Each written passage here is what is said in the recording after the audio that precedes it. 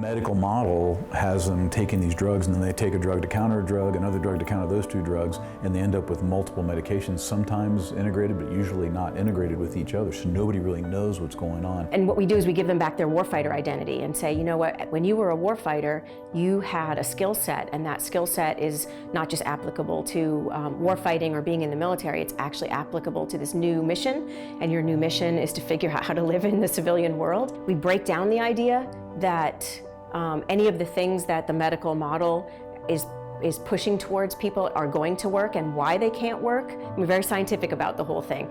And then as we go through the week, replace them with things that will work. Probably the comment that sticks with me the most was one of the chaplains went through.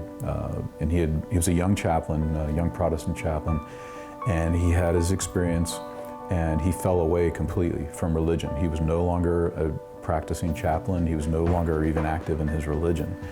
And through the week, we started to see it kind of coming back, and he started using the words again, and you could see it. And then he started leading like a pastoral leadership role with the group a little bit more every day.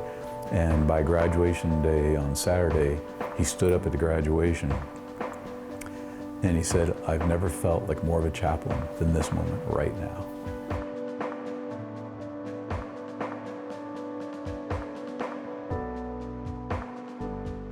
We're committed to the warfighter door to door, so that means that when they get to the airport, you know, from that moment we cover their transportation, ground transportation, room, board, tuition, supplies, everything they need, you know, until they get back home again. That means that one of the biggest barriers to doing something outside of medicine is taken away. When somebody wants to do something outside of the medical model, insurance is not going to cover it. They have no way of paying for it. The VA is not going to help them out. We broke down that barrier completely. So as soon as they hit attend and register, the cost of that goes on to us. When you see those scales come off the eyes of the chaplains and other people as well, they have a moral injury, and we're going to give them medicine to treat a moral injury, and they start to realize that that disconnect is there, and they start to realize, I can't treat a moral injury with medicine. I can treat it with me, and how I come out and react and fight against it and take on the coping mechanisms and everything. On the last day, that's another way that we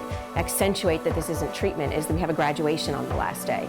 And they graduate as a subject matter expert, and they're given a certificate, and then they're immediately placed in our alumni association. And through that alumni association, they have all kinds of ways of supporting each other and lifting each other up, and reaching back into the group when they need something, but also just being there and noticing when someone else needs something. We've had people drive 6 states when they thought somebody was struggling a little bit or wasn't really behaving the way they needed to be, wasn't remembering everything they were really exposed to. They'll drive 6 states away, go to the person's door, bang on their door until they open it up, and kind of set them straight about, hey, you remember when we did this, and this is what you need to be thinking about. It really does work. The difference between the warfighter that comes in on Sunday and the warfighter that leaves on Saturday is dramatic. What I tell people that are kind of thinking, I don't know if I should do it, is I tell them, you should come. It's a game changer. It's an absolute game changer.